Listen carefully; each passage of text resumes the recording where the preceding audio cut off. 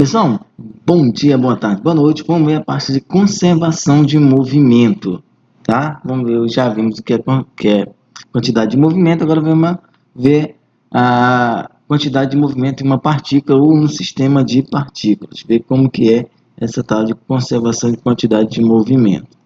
Legal? Então, vimos anteriormente que a quantidade de movimento é uma grandeza importante quando analisamos o comportamento de um sistema de corpos quando em movimento. Como, por exemplo, as colisões no jogo de sinuca, o movimento de corpos que compõem o sistema solar e o movimento de estrelas binárias e etc.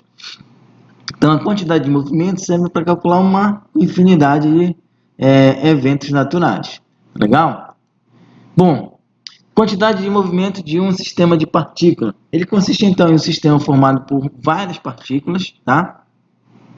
E que, num determinado instante t, cada uma tem uma quantidade de movimento. Lembre-se que quantidade de movimento é massa vezes velocidade, não é isso?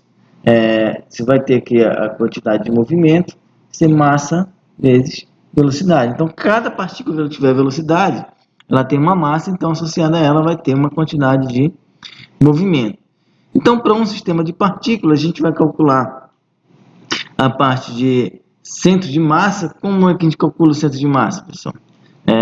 E o que é o centro de massa? Centro de massa é como se a massa daquele corpo estivesse tudo num ponto. Pega essa caneta e tenta equilibrar ela na ponta do seu dedo. Coloca ela de lado e tenta equilibrar na ponta do seu dedo. Quando você conseguir equilibrar, é porque seu dedo está justamente no ponto, no centro de massa dela. Tá legal? Então, para um sistema de partículas, a gente calcula que a velocidade do centro de massa. Por quê? Porque a gente imagina que a velocidade média de todas as partículas, se eu acertar a velocidade do centro de massa, vai ser a velocidade média do sistema de partículas. Mas isso é só perfeccionismo, tá legal?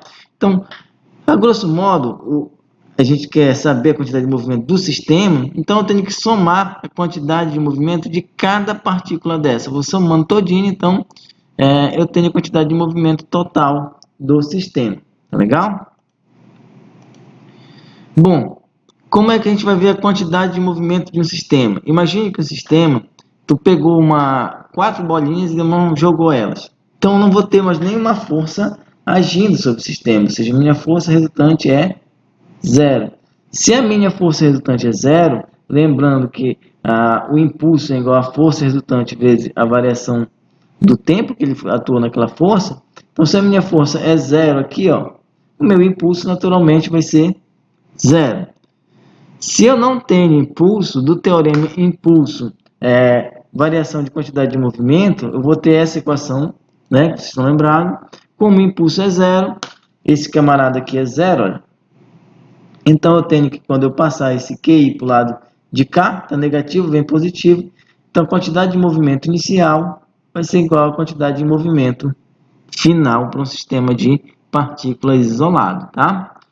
Então, olha, a quantidade de movimento de um sistema de corpos isolado de forças externas, quando não tem força resultante atuando sobre essas partículas, ele é constante, ou seja, a quantidade de movimento inicial vai ter que ser igual à quantidade de movimento final. Perfeito?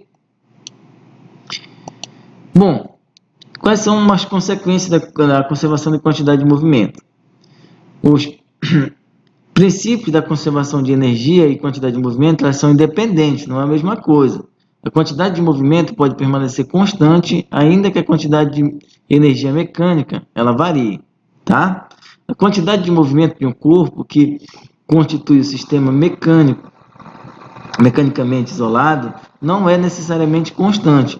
Veja, a quantidade de movimento do corpo, mas o que permanece constante é a quantidade de movimento do sistema como um todo, ou seja, de um corpo pode variar a quantidade de movimento, mas do sistema todo não varia.